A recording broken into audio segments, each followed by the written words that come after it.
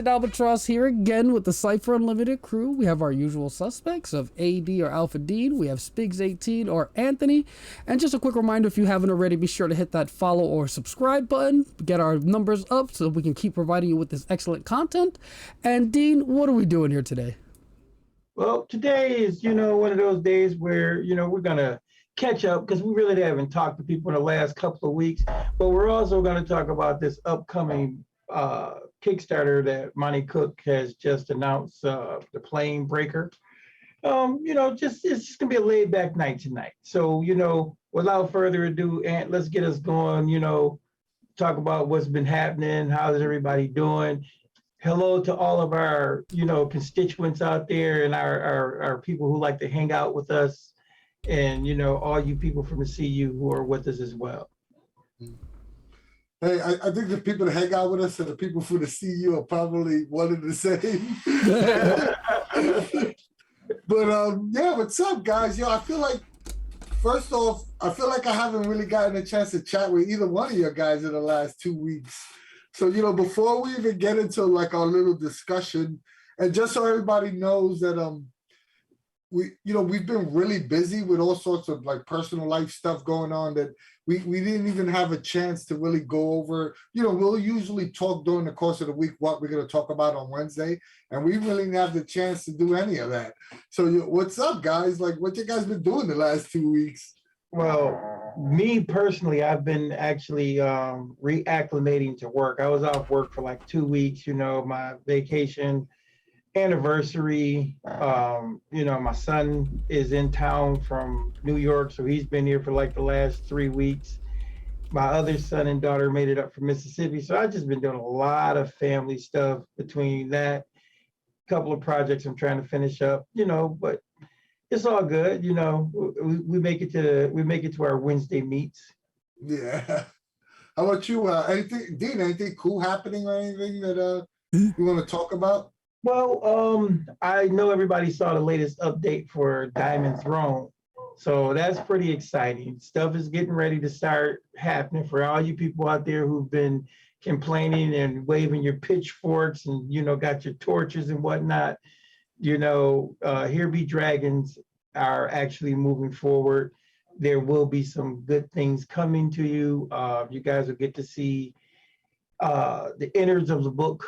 Everybody who's at the playtest level will start seeing some stuff, and I think you're going to be pretty excited about what you get. There's just that's the coolest thing that's going on.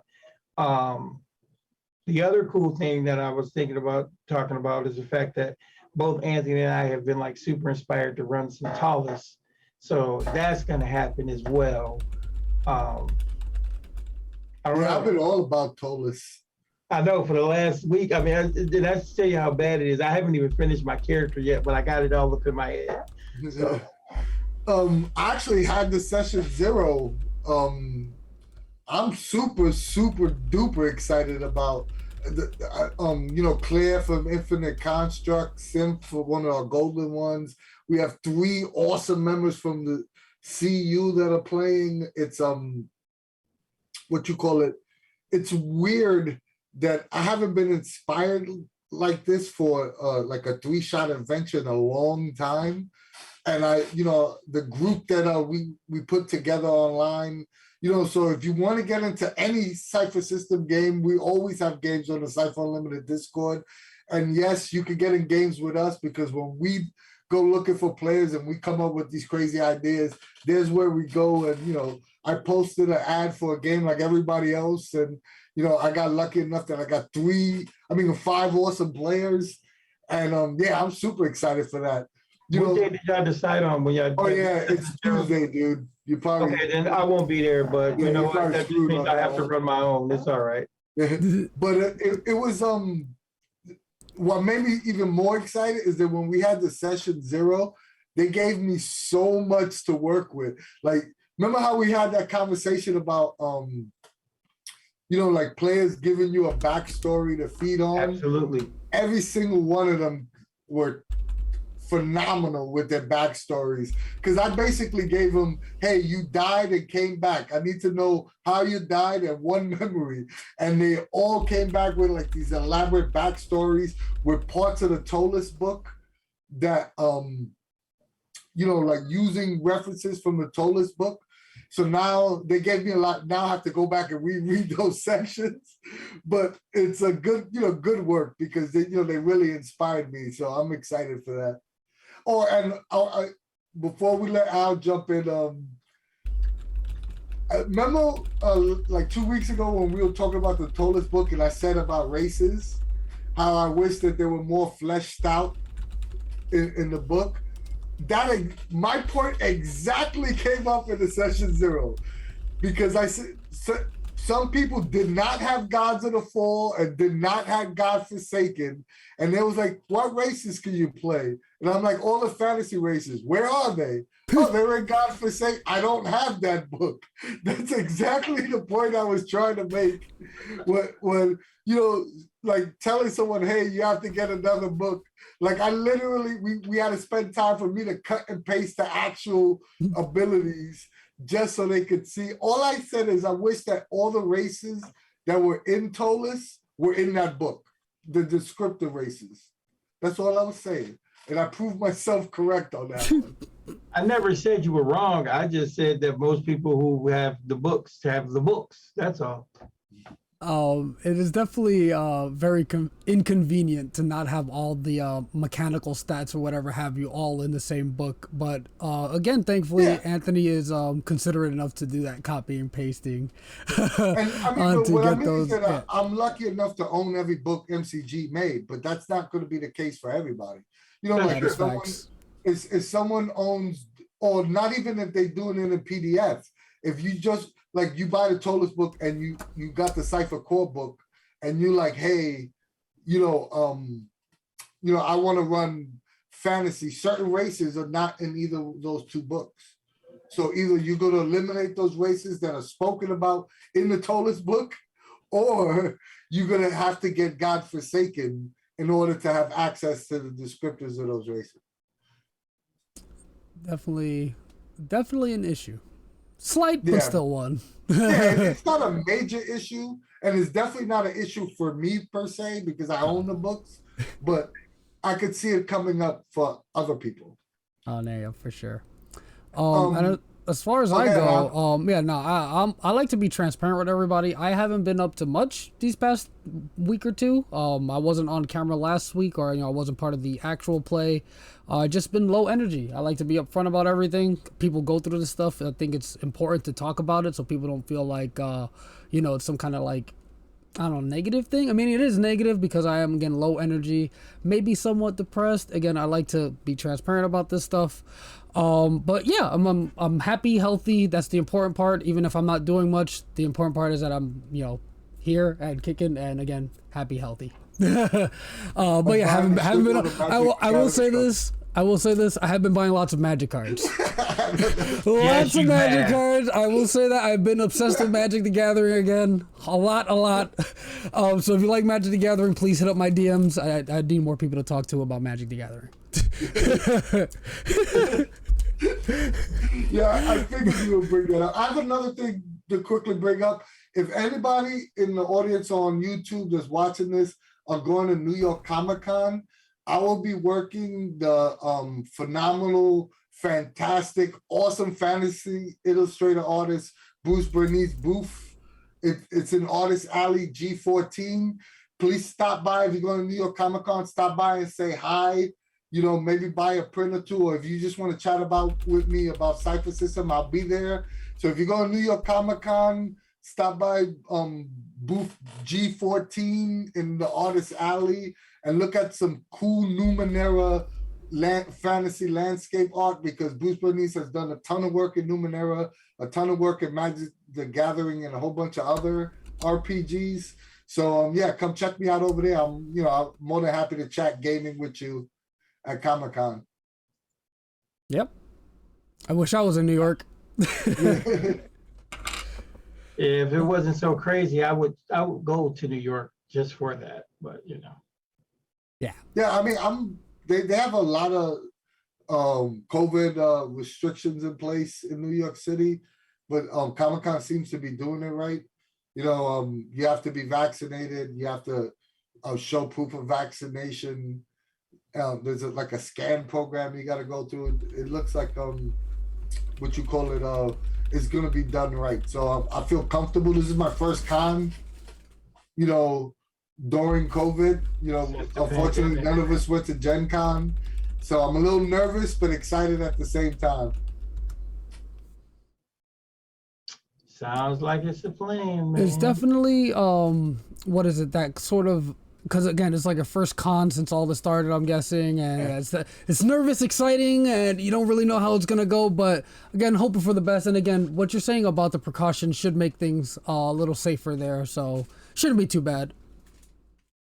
I heard Gen Con wasn't so bad, though. Yeah, I did too. I heard it was pretty good. Yeah, I just wasn't comfortable enough yet. Which sucks because we haven't missed a Gen Con in like 4 years, but I haven't missed a Gen. This is the first Gen Con I haven't been to in about 10 years. Yeah. So it sucks, but it is what it is. We'll definitely be at Gen Con next year, though. That we will. Yeah. Fingers crossed. Last thing I want to announce before we get to the topic is I'll be on Sunday's Angel Citadel Twitch stream.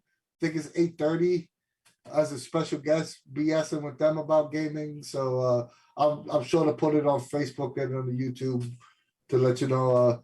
Come say hi to me there. I'll basically be doing the same thing I'm doing here, but over there, annoying the hell out of them instead of Dean and Al. So, so head over there if you want to hear me annoy two new people. I'm just getting the link to post it in the chat. There we go. Go drop them a follow. Be sure to check out Anthony on the show. He said Sunday, right? Yeah, Sunday. I think it's 8:30 p.m. Eastern time. Yep. So if you haven't already, be sure to click that link, drop them a follow, check out that content. So if we're done catching up, unless you guys got anything else to talk about. No, unless we want to talk about Magic for like 2 hours. No. But yeah, let's dive right into Planebreaker. I think you want me to read that thing, right? Yeah, let's because it's not. First of all, let's just do a little. There's not a lot of information out about Planebreaker, so whatever we say, take it with a grain of salt, because we could be entirely wrong. This is just three guys' opinions on what we think it's gonna be. Hopefully, when the Kickstarter's announced, we'll get Bruce, Sean, or Monty on to tell us what the real deal is. But right now, we're just gonna speculate the hell out of this. Yep. So you wanna read it out? Or you want me to read it? Yeah, no, I got it. So about a week ago, it looks like Charles Ryan posted a little thing on the Monte Cook Games website. I'll link it in the chat too, so people can follow along. And it was just a small little like blurb or like what's going to be included in the Planebreaker Kickstarter. But I'm going to go ahead and read that thing because it's rather short. But yeah, let's go at it. A cursed moon hurtles through the multiverse, crashing from one plane to the next, never at rest, forever fleeing a catastrophe that predates existence itself. Behold, the Planebreaker. The Planebreaker visits all planes, all demi-worlds, and all dimensions. Gods and demons, angels and mortals, undead and outsiders alike, all eventually see it streak across their realm. Some worlds visited by the moon are known to sages and planar travelers. But in a multiverse stretching across epochs, the number of previously uncatalogued planes is vast. The Planebreaker races through all of them in time. And yeah, so we're excited to announce a new and exciting supplement for 5th edition adventurers, Path of the Planebreaker. Path of the Planebreaker is the lead title in the Planebreaker Kickstarter, Planebreaker Kickstarter coming in October. Path of the Planebreaker is a source book that brings the wonders, terrors, mysteries, and treasures of new alternate worlds, plus the inexplicable Planebreaker and ever-traveling moon to 5th edition players and GMs. It includes the following: dozens of brand new planes to explore and adventure in, a bestiary of planar creatures, playable planar species for PCs, new class options for players, including new subclasses, exciting new feats and spells to help you explore these new planes. And this gorgeously illustrated 192-page hardcover sourcebook gives you everything you need to add whole new dimensions to your 5e game. Path of the Planebreaker is by legendary RPG designer Bruce R. Cordell, Sean Cade Reynolds, and Monte Cook. All three are well known for their work on D&D across 4 editions, as well as titles such as Planescape, Arcana Evolve, Pathfinder, HeroClix, Return to the Temple of Elemental Evil, Tullus, Numenera, the Cypher System, Invisible Sun, and so much more. Don't miss the Kickstarter coming this October. Sign up to find more as soon as the Kickstarter launches. We'll let you know when the project is live so you can download a free preview of Path of the Planebreaker. So yeah, if you haven't hit the link, be sure to hit that link I posted to, get notified when the Kickstarter launches, see the information I just read. But yeah, sounds very exciting. A lot of cool stuff coming in there. According to Twitter, I think it's launching in the second week of October, so just be on the lookout for that. Cool. But yeah, it's the first thing I didn't know that either Monty, Sean, or Bruce worked on HeroClix. I want to know what did they do. that was a weird little throw in there. I wonder who actually. They helped with the initial runs and like some of the pre-packaged adventures that came with it. I wonder if they did any of like the mechanics of the actual game itself. I don't know about that, but that would be cool to find out. I used to play a shitload of HeroClix. I played dude. My HeroClix are right over here. I got a bucket of them over here, and I even got some up here. My Inhuman. Yeah, I got. Next time we talk to Sean, we got to find out who actually worked for HeroClix. But that's like an entirely different video. That's another show. It's just something I want to know. I think that would be a funny thing to like, not funny, but interesting maybe to see like what these writers like their MISC projects like HeroClix or like what other miscellaneous like non-role-playing game type thing they've done. But yeah, that is definitely just to circle back to Planebreaker. It does seem like you're getting a lot of new stuff for 5e. But us here, we're waiting for that Cypher system. What is it? Stretch the goal. They've already hinted at it, I believe. That needs to be the first. I already said it, and I'm gonna say it again on this video. All right, so are we gonna talk about the elephant in the room first, or are we gonna talk about Planebreaker? Because I think those are 2 different discussions we could have. Wait, what's the elephant in the room? That it's 5e? The elephant in the room that it's not Cypher system. Right. Yeah, but there's again, a ton of people. Like I said, the first stretch goal should be the Cypher system version. I'm putting it out there now. First stretch goal, Cypher system version. I will say this. No, I don't think so either, but I will say this as far as the elephant in the room goes. I would say it's a small, tiny little elephant because we know they're going to have that Cypher system stretch goal. We know that. I mean, I feel like I've seen Tammy and Charles both mention it on Facebook. Maybe there'll be a Cypher, for sure they have it in mind to do a Cypher system stretch goal. And again, I guess to further talk about the elephant in the room, it's not like I can see why they would start with 5e because that's the big money maker. Like everybody plays D&D 5e. Like they can get a higher maybe initial backing to go into the Cypher system book. Here's another thing about you made a big point, but another thing about it is because it's Planebreaker. They can't I don't think they can use the Planescape name anymore because that belongs to Wizards of the Coast. But you do know Monty and they did the original Planescape stuff anyway. So they're just bringing a whole nother version of it.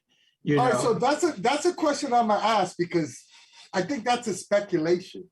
Do you think that this is because from what did you get from this blurb? Because when I first saw it, I thought the same thing you did, D. To me, it's Planescape in reverse. It's Planescape in reverse, where Planescape is one place that you went to travel to all the different planes. This one is a moon hurtling through various planes. So, or a planetoid or whatever. Yeah, but that's what I mean. It's Planescape-esque, but is it the setting? Because I don't think it's the setting. No, I don't think it's just, I'm not saying that. I said it's the new thing. It's not, I'm not saying that it's Planescape. Yeah, because when I first saw this, to be honest, that's where my mind immediately went. Well, anytime you start talking about traveling through the planes, it's like that. And you hear Monte Cook, because when I think of Planescape, I think of Monte Cook. Right. You know, like all of the great work from Planescape was basically done by Monte Cook. Right. You know, and then like some, you know, I'm just looking in the chat, you know, and it's kind of funny because Ken's talking about Spelljammer. Yeah, I want that too. Yeah, so like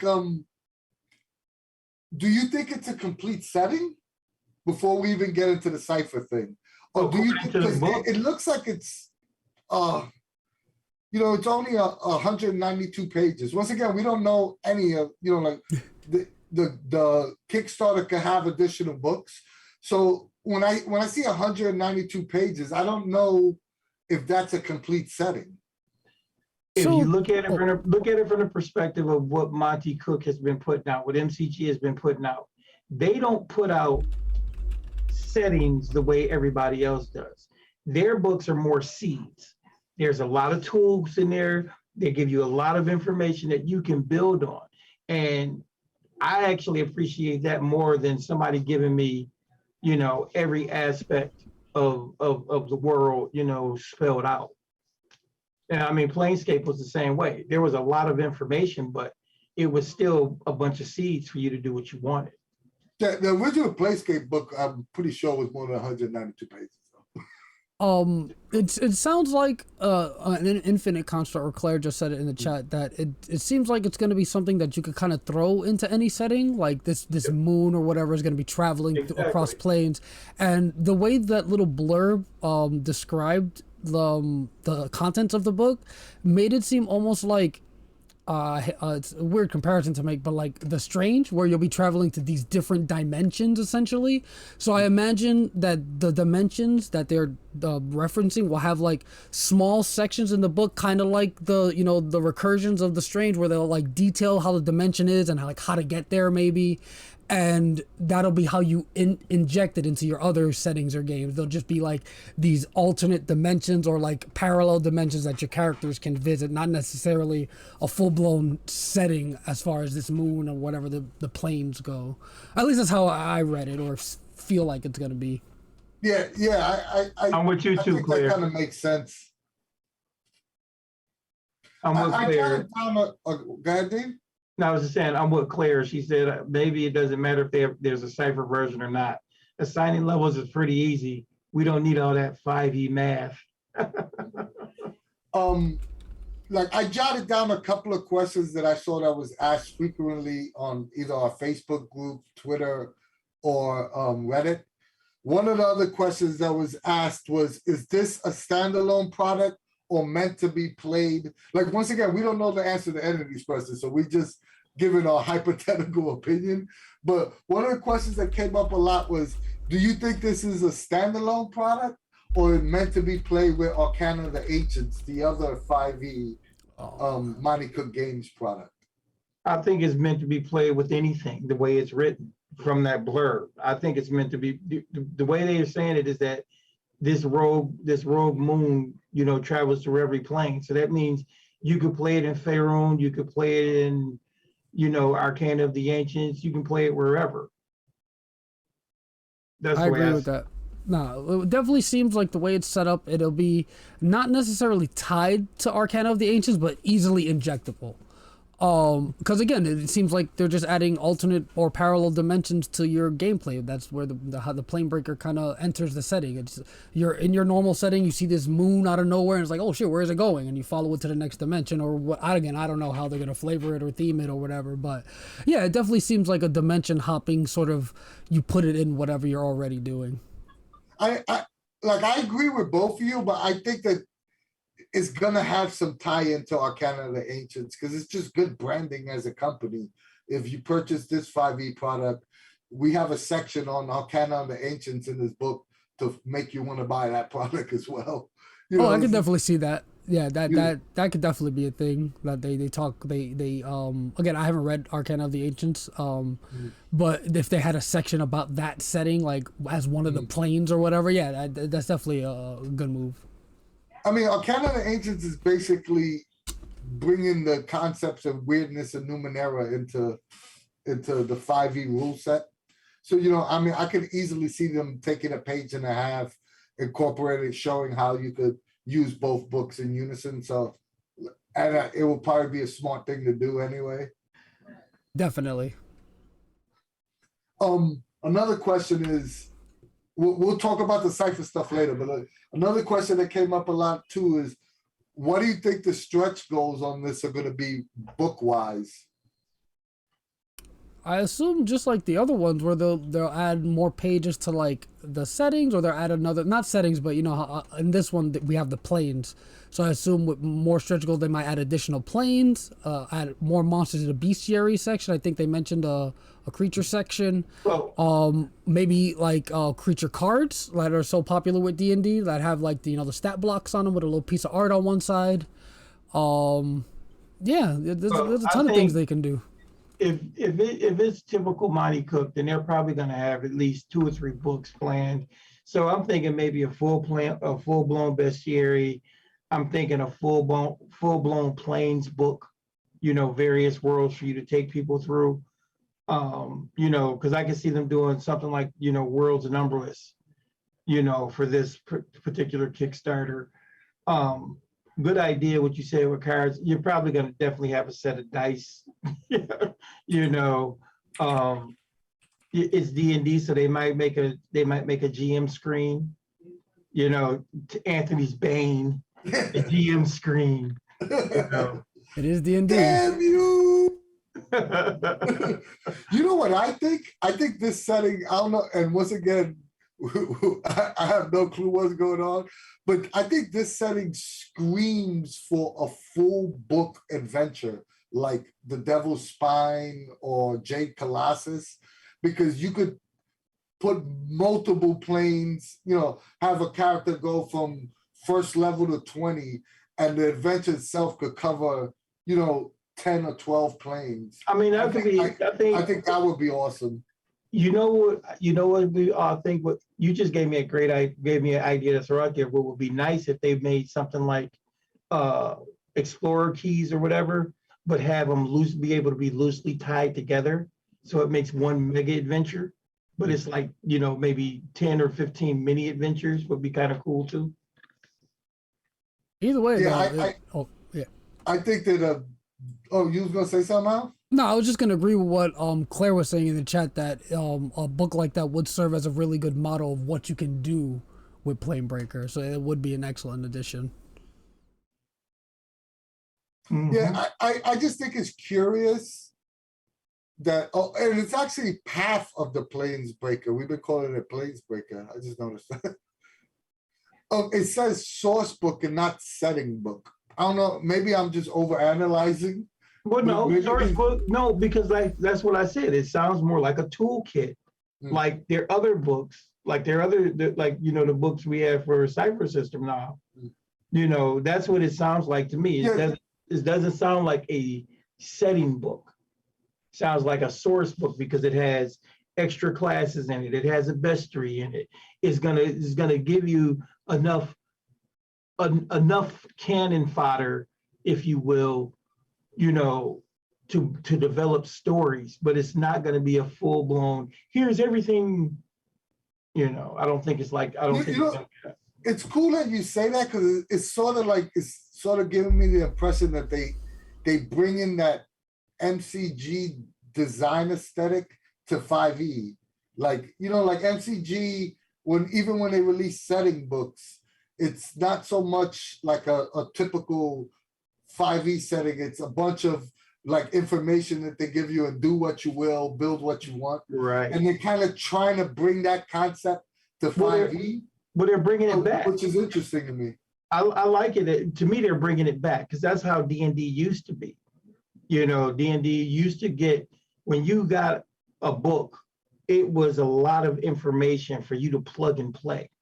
Because I played in many a game and I played in the Forgotten Realms, or I played in Waterdeep, but it wasn't the rest of Faerun that you came to get to Waterdeep and stuff like that.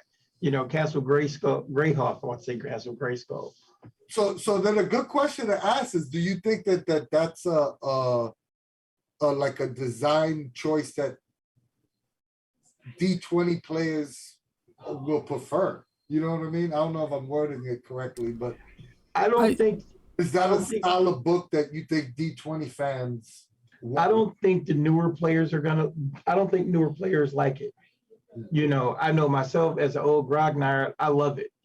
I don't want a book to tell me every detail, but I have noticed in conversations and other things like that a lot of the newer players, say within the last 15 to 20 years, they prefer that, Yo, hold on, this is funny, but I want to cut this clip out because Dean said newer players and been playing for 20 years in the same sentence.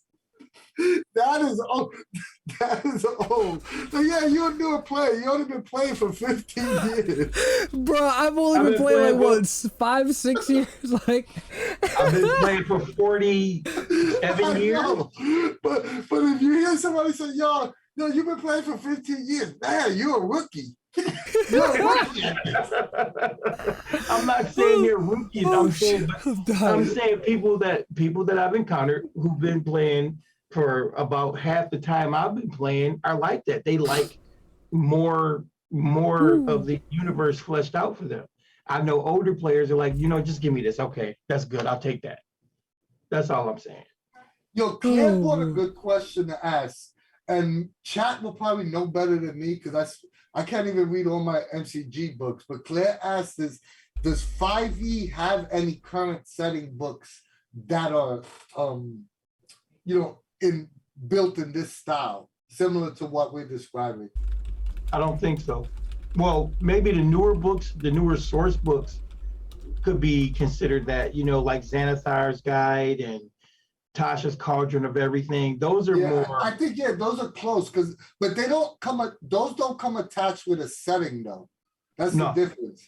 They're just a bunch of like additional optional rules and character types and like equipment and stuff. But I don't know if they have like anything that's WotC like made that's specifically. I know on the DM's Guild you could probably find it, but I don't know if there's anything like that. Everybody's saying that the guide to Ravensloft. Yeah, that might be true. That might be true. I mean, even their books, like for they do got setting books. Like they've got Ravnica, they've got what was it, Theros. Those are actual full-on setting books, but they don't have anything like we're talking about in the vein of here's a bunch of material, plug and play. Eberron is out now. It probably has a little more like actual fluff of the setting. Yeah. Instead of, like MCG gives you like 10 pages and then a bunch of stuff to plug in. A bunch of resources to plug in. Yeah. I don't know. That's actually a great question. I also own every 5e book. I'm gonna have to get off my lazy butt and actually go and look through those books. But that's a great question. Now I want to know, because now I'm curious if this style of design is actually, if it's appealing to the 5e audience. I don't think they've had enough of it for them to really make a good decision, because they're used to getting, their full-on books like that. Because I know Wizards of the Coast hasn't put out anything like what we're talking about, So this might be a first-time experience with that, and maybe it'll catch on again. Like I said, I like to be inspired. I don't like to be spoon-fed everything. So now we'll go to another question that this question appeared on Reddit, Facebook, and on Discord. So now I know this question is multiple people ask it. And I'm gonna phrase it because the way it was phrased in Reddit was the best way. Why the hell does MCG want to kickstart 5e products? Oh, the answer's simple. Money! It's very easy to sell 5e stuff. Very easy. That's about it. They're dicing it. Let's be honest. I could go to Kickstarter right now and pull up 10 5e Kickstarters that are making mad buku cash. I mean, just crazy stuff. Like I actually did a 5e Kickstarter because they did one about the zodiac signs, and it was over like $300,000. You know, 5e is money. That's basically like, it. What was it? Godfather 2 is a license to print money. Exactly. I mean, literally. Pretty much. I mean, that's basically the answer. Like, why would they do 5e? That's it. Like, there's no other, like, I mean, oh, God. I was just going to say, and don't get me wrong, these guys are all D&D players from way, way back. So they, we all still have a passion for it. And I mean, if this is what they do for a living, why not make a 5e product that's probably going to kick major league ass on a Kickstarter? Yeah, I mean, you basically hit the nail on the head. And let's also both, look at the three people writing it.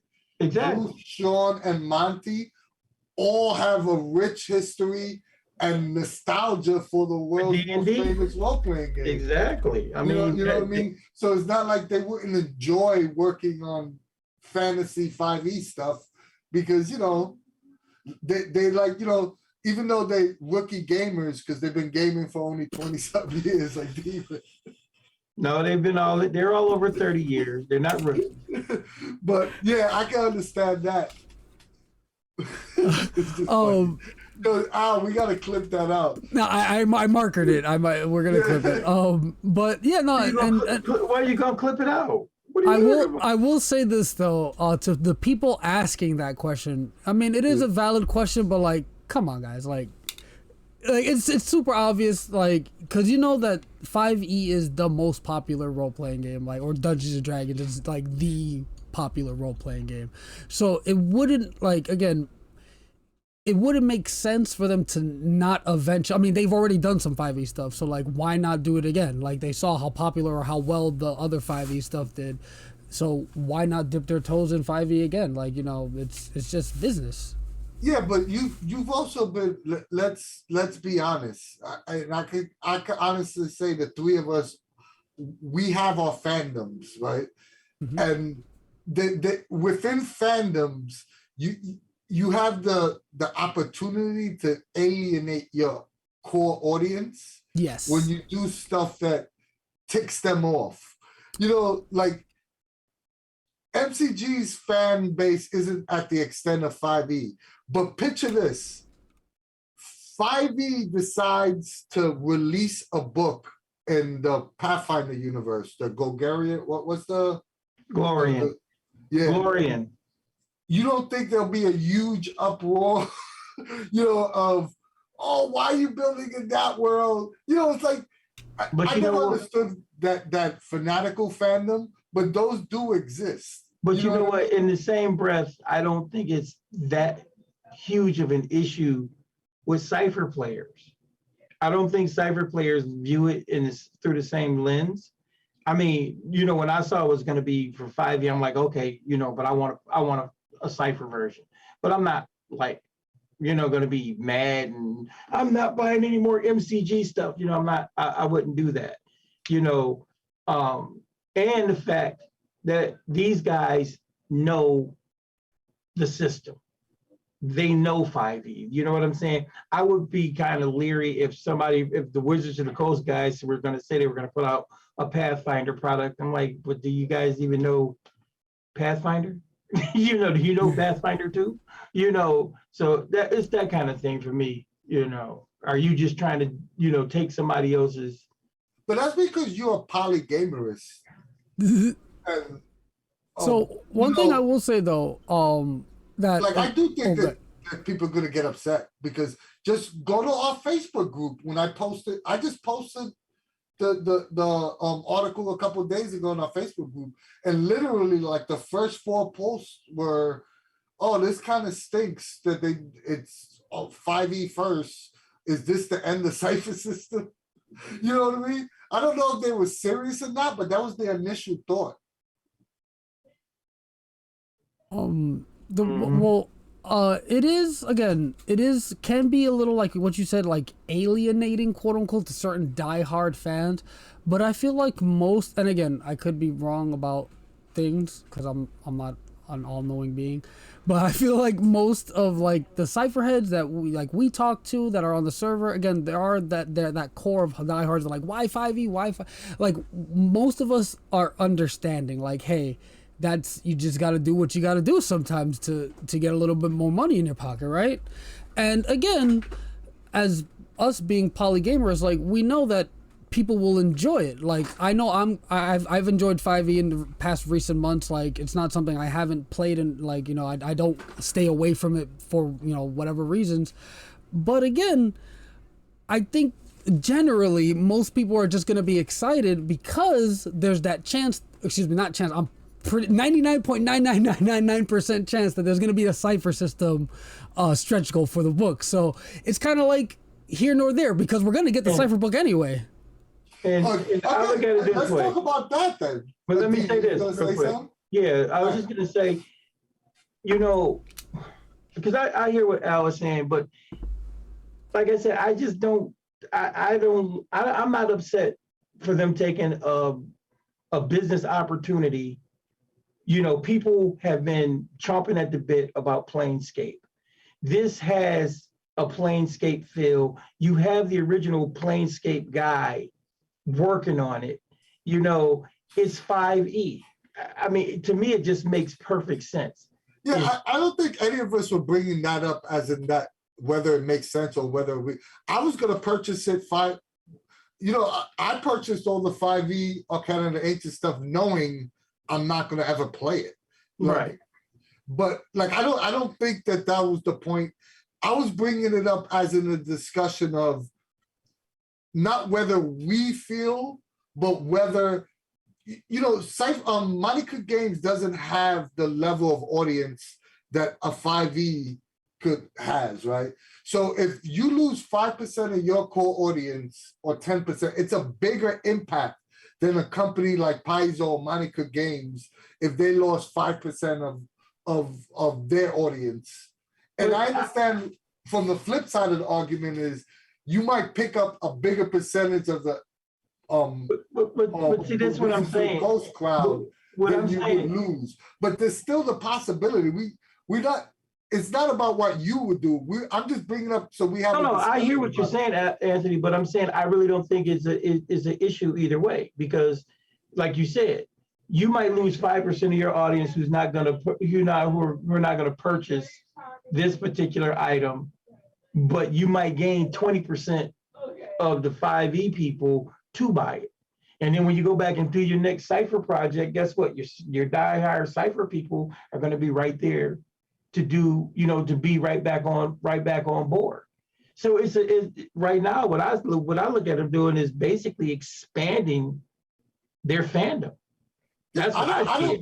But the fear is from the person that has a fear. Once again, I don't want to harp on this because I don't think this is like the point of this video. But the fear is not the fact that they make it 5e books, is the fact that 2 out of the last 8 Kickstarters have been 5e related solely. And if you're a fan, like a geek fan of Cypher system core rule books, it makes you a little nervous that if you release a Kickstarter, like what's the superhero one? What you call it? Claim the Sky. Claim the Sky, and it grossed 190,000 like on Kickstarter. And then this Planebreaker hits 450,000 on Kickstarter. The fear is, hey, wait a minute, we could generate more money doing 5e plot. I'm not saying that that's what's going to be, but I think that's what one of the fears would be. Again, I'll agree to disagree. I just don't see it that way. Because I mean, it's not a point to agree to disagree. I'm just telling you that's not the opinion I have. Yeah. I mean, just that's like the counter argument would be. Well, yeah, I mean? And I understand that. Like I said, I can understand if somebody came from that point of view, but I would just tell them, I very much doubt you have to worry about that either, but you know, it is what it is. But now to talk about Cypher system, if and when do you think that they'll have a Cypher system Kickstarter? I'm not gonna say a if, Cypher system stretch goal for this. I'm not gonna tell you the if and when. It's gonna be the first one, all right? First stretch goal, Monty. First stretch goal, Sean. First stretch goal, Bruce. You guys watch this video. First stretch goal. I personally don't think it's gonna be the first one, but it's gonna be on there for sure. I would think it'll be later in the once it's the initial 5e crowd starts dying down. Like I see it as like the 7th or 8th stretch goal to get the Cypher people to jump in and, you know, raise those numbers up. Yeah, I could definitely see that happening, because it just makes sense. Like, you have it all fully funded, you have a couple of stretch goals to keep the 5e people happy. Now you're towards the middle, or last week or whatever, you want to get those numbers a little bit up, throw that Cypher thing in there, and then boom, the Cypher heads are now backing. Yeah, it makes sense. Because, you know, do you think that this is gonna happen? Do you think that a lot of Cypher fans are gonna hold off on this Kickstarter until they announce the Cypher version? I will tell you this for sure, I will. And someone from CU, I'm one of the Cypher Unlimited dudes. I will tell you straight up, I will be waiting for the announcement for the Cypher system book stretch goal. Like I said, I'm transparent. I will be waiting for that. I'll be honest with you. I'll be honest. That's part of me would say I would wait, but the other part of me knows the fact that because it's Screaming Planescape, I'm probably not gonna hold off. But I want that. I'm definitely not gonna hold off. I want the stretch goal. I want the stretch goal. No, that's all I'm saying. I want it. And I'm like I said, I'm positive, like again, 99.999 repeating infinite % that they're gonna have a Cypher system stretch goal. So yeah, I will be backing it because they will add a stretch goal for the Cypher system book. Like I have no doubts. All right, you know, I like to be the asshole, play the devil's advocate. Let's say they don't. And then I won't be backing it. Do you think there'll be a big outcry? I think so, only specifically because Tammy and Charles both have said publicly there might be a Cypher system stretch goal. And I believe, and correct me if I'm wrong, I don't know if it was Tammy or Charles, one of them said ... not maybe, as in like implying that it's for sure. So again, we'll see, but I'm pretty darn certain it's gonna be in there. Yeah, but, I'm almost 90% positive too. Look, I think enough people made it up. I think enough people made enough noise that, you know, they've penciled that in somewhere, you know, as a priority that we're going to have a Cypher system version, because Cypher system people are neurotic. And I will say this, like, especially after like they like, so the only situation I see in which that they don't put a Cypher system stretch goal is, and again, this is so unlikely, I don't even think it's possible, that the initial Kickstarter itself does poorly, where they, you know, they can't even get to that point, you know what I mean? But that's not gonna happen. That's just not gonna happen. I'm quite sure it'll fund within probably, I'm gonna throw it out there now, it should fund within the first hour and a half, first 90 minutes, it should fund. All right, so let's play this game. And let chat do this as well. Throw out a number. Like, what do you think this is gonna hit?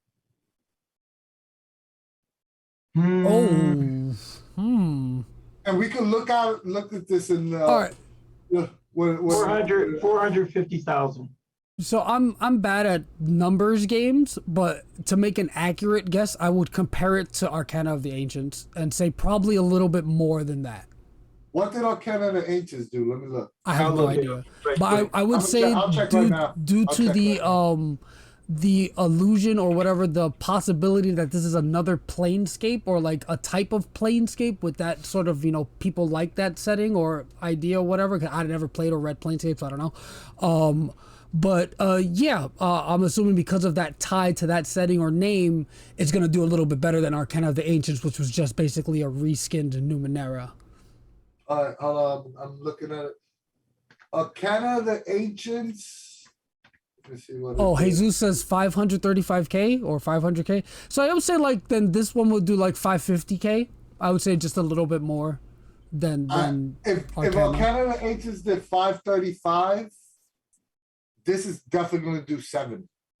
You think that much? You don't understand the love of Planescape. Oh yeah, I definitely wouldn't understand the love of it. But yeah, if you and it gives you you hear Monte Cook and you hear the word plane, it could have been called Doodoo Planes.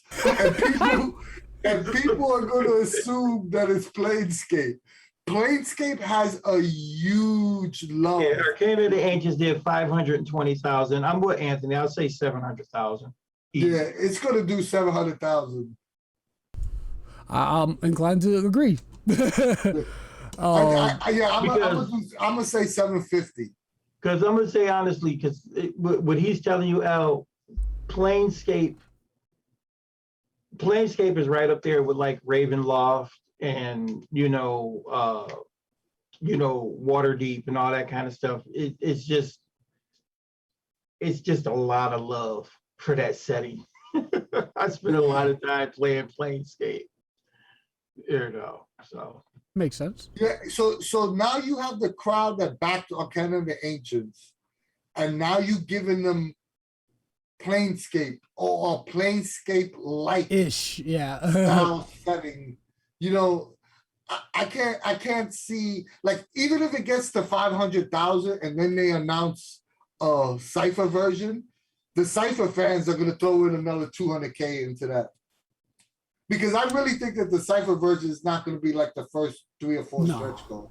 It's I gonna think be they're going to down the wait line. for it to die down a little and then hit you in the head with the, like the overhand right. Okay, dummies, here's the Cypher version. Take this. Now give me your money. Yeah, that's essentially what I'm waiting for. That over the hand right hand, over the hand right hand. Like hit me with that, boom! I'll back immediately. You see, I'm the other fanboy. You had me at hello. When they said, you got a Kickstarter, take my money. but that's literally, I mean, I'm just as bad because, like I said, for the fact that it's plane related, I'm all for it. I'm all in. Yeah, Planescape was awesome. And then I wonder if because they're gonna have multiple books, right? I wonder if just the Planebreaker, like the Path of the Planebreaker, is gonna be Cypher, like all the books are gonna. I mean, because that's a legitimate question as well. I mean, if they do all the other books, then That's a lot of fucking work. But that's what I'm saying. If they did all the other books, then I would say then, you might have to see that down the line. That might be further down the line after they make like $1 million.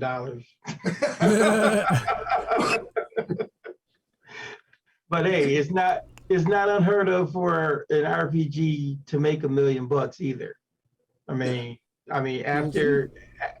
Shoot. After Avatar made a ton. Yeah. It made $9 million. Yeah, it made $9 million. They caught me. I backed it. Me too. Yeah. But I mean, I wish they made $1 million. Like, aside from the fact that everybody at MCG are just awesome human beings, the success of MCG's Kickstarters means that there's going to be more products coming down the pipe. Absolutely. So, like, even if it's a 5e product, and I'm a fan of Numenera and Cypher System and Worlds of Cypher System, it's going to encourage them to want to bring out make more something products. else, right? To make more content. And like you said, though, I want them to make $1 million too, because I would like, I want books. I like books. Because it's going to guarantee us that there's going to be more products coming down the line. So yeah, make that $1 million. I'm rooting for you. Exactly. As you guys can see, I like books. Mm-hmm. I think most people here like books. I think that's safe to say. Digital or physical, we all are fans of books. So the more books, the better.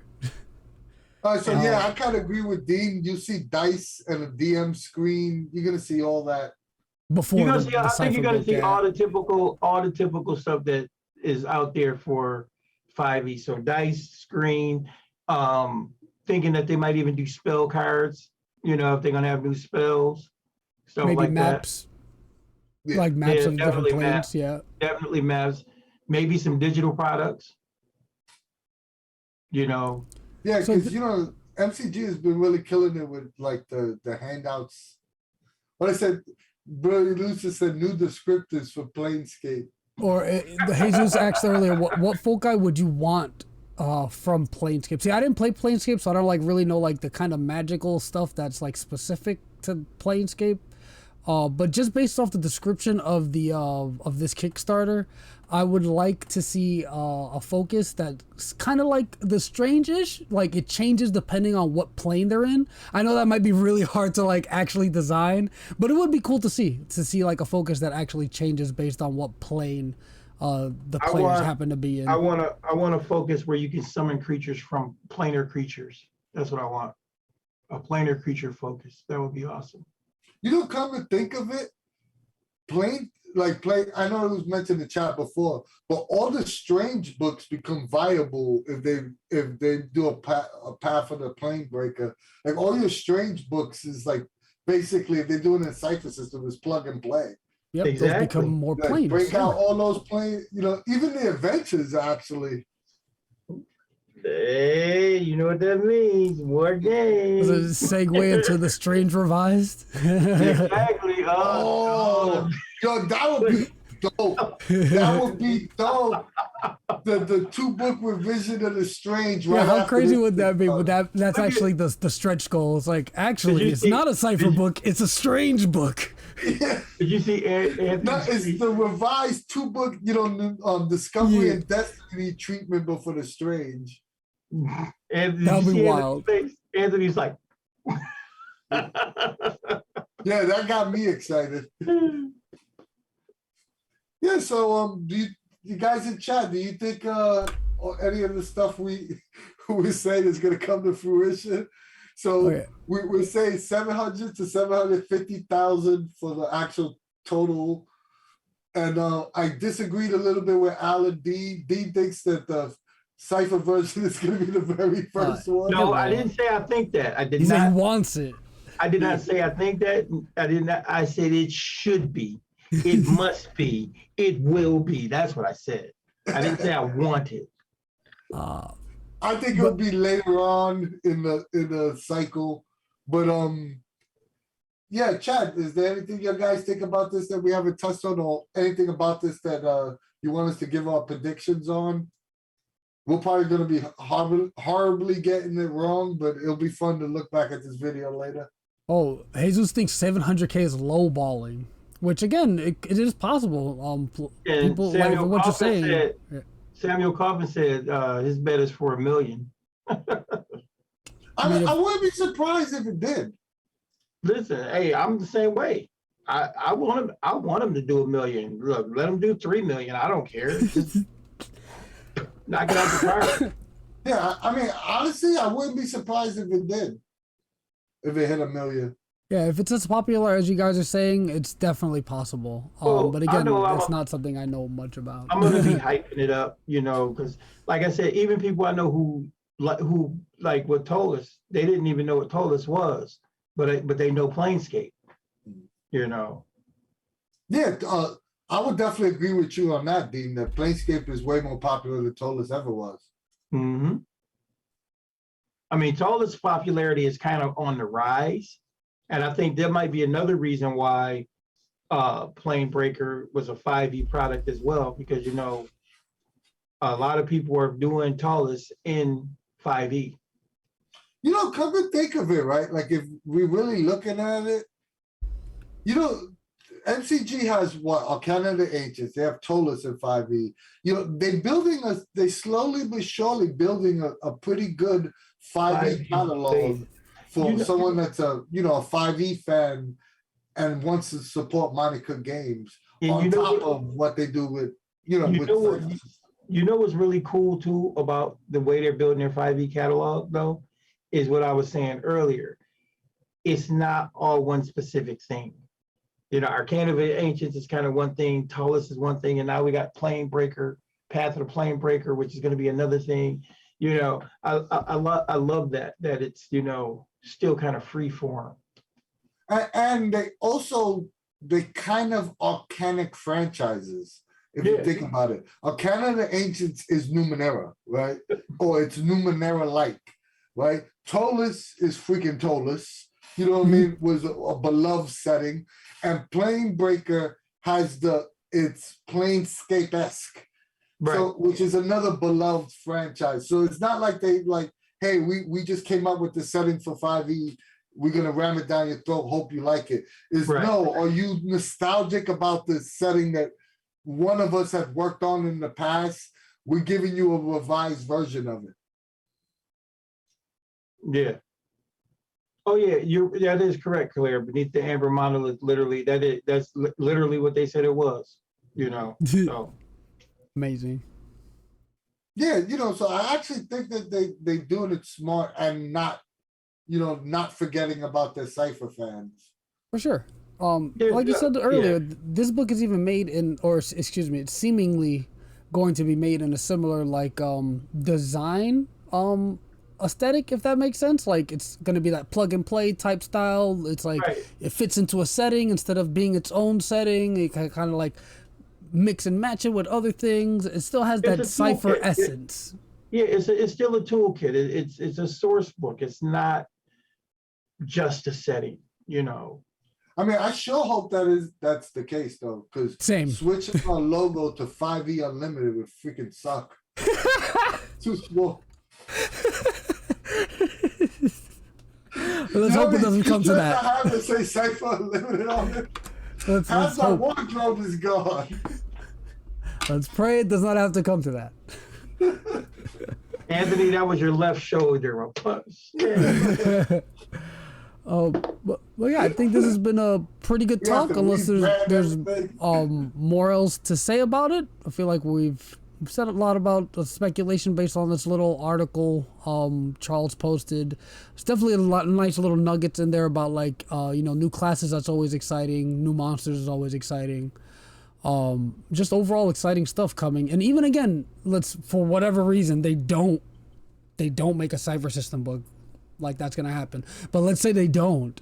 It should be easy enough being Cypher to just convert it yourself. Like add a level to it. Like you can just change all that stuff yourself should they not happen to make it. But they're gonna make it. Don't worry. Yeah, I think so. Yeah. All right. Well, guys, I think we've exhausted our conversation on this for tonight. I mean, we probably could ramble on and argue some more, but you know, we didn't get to have a good argument. I guess we've been way too long, Ant. Yeah. I will say this though, we'll definitely have, we can't speak for MCG, but we'll definitely try to get either Bruce, Sean, or Monty on once all the three. Kickstarter is released, or all three if we can, to talk about this, because I would love to hear what they have to say and tell us that everything we said for the last 45 minutes has been wrong. No, yeah. So yeah, we'll definitely start reaching out to somebody from MCG to have them on to talk about you know, Planebreaker, because it's going to be interesting. Real quick, what do you guys think about this announcement though that was made that, you know, we're probably going to be getting 6th edition in like 3 years? I heard it wasn't not necessarily 6th edition. It's to celebrate the 50th anniversary, and it's just to how do I say this? Just to clean up what it's no major rules changes to the rule set. Okay. It's to clean up some of the verbiage and to move away from like concepts like race and stuff like that. But the actual rules, from what I gathered, I could be wrong.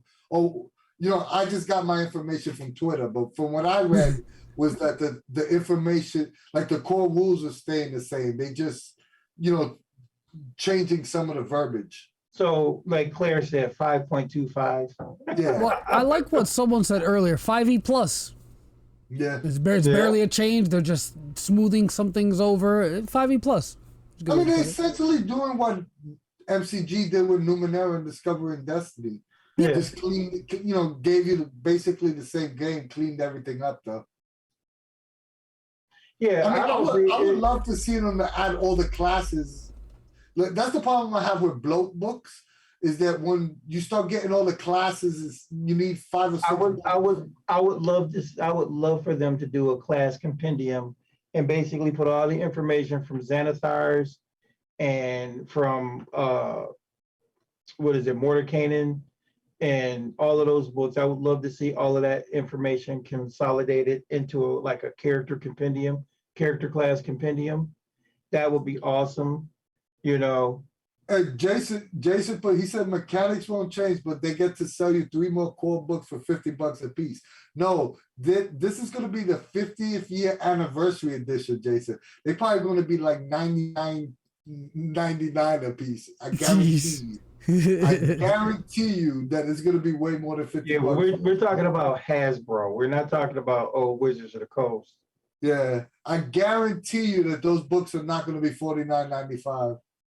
I will say this just to comment on. I'm not against the 3-book approach. I'm just saying that they're going to charge you more than $50 for each book. Just to comment real quick on that 3-book approach, it would be cool to see if they do stray away from it and kind of like try to compile all 3, the main 3 books into one book, kind of like how Cypher System core book is. But there'll be some marketing expert. Yeah, exactly. They'll be like, hey, your guy's been doing this for 50 years like this. Like you have to keep it. I can see it'd be hard to go away from it. Yeah. Well, you're gonna have a lot of people that are gonna look at it that way. Well, why don't I have a 50th edition monster manual and a GMG and a player's handbook? I want all 3 books. Like, I ain't gonna lie. If they look nice enough, they're gonna get my money. Well, you see, I got the Pathfinder one sitting, the Pathfinder 2 ones, because they was cute. No, but I'm just saying, if they come out with a 50th anniversary edition that looks nice enough, the collector in me is going to be like, damn, I have every edition of D&D, but I don't have the 50th anniversary one. Exactly. No, yeah, definitely will be a reason to get it if it's nice. See right there, Al? What are you showing me? Right there, those books right there. Those are all of those red gold. Those are the special edition leather-bound Pathfinder 2. Nice. And then there's the leather-bound, where is it? 5e? I mean, Numenera ones are right there. But yeah, nice books will always be enticing. But yeah, I think we've hit the nail on the head for this topic. Until more information comes out, then we can talk more about it. Because that's definitely going to happen down the road once, the Kickstarter's announced. And like Anthony said, hopefully we'll get some of the MCG crew on to talk about it firsthand like we had in the past for other products. And then we'll hear more from the horse's mouth directly about, Path of the Planebreaker. Because it does sound super interesting and exciting. And again, even if they end up not putting out a Cypher book, you'll be easy enough to convert it yourself, I think. And if anything, we'll do videos on how to convert it over to Cypher System should the need arise. But yeah, definitely check out the Kickstarter once it drops. It's gonna be exciting. Absolutely. And before I do a quick little sign out, I just want to say that since Claire is in chat, Claire from Infinite Construct has been awesome enough to start working on a new Cypher Unlimited theme song. So we should be revealing that soon.